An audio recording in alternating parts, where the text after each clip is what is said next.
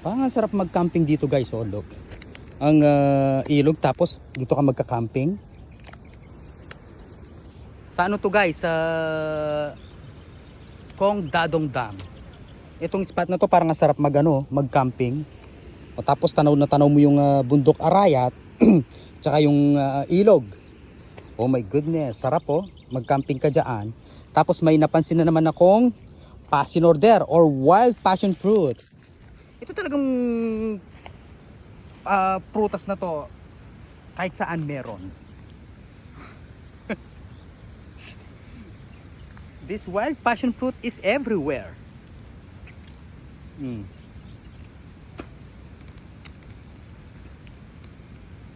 Diba? Perfect for camping. Magano ka dito? Mag-build ka ng tent. O yan, makakapag-camping ka na. Tapos may prutas ka pa.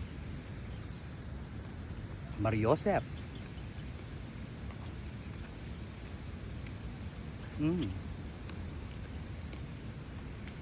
Manyaman. O, di ba?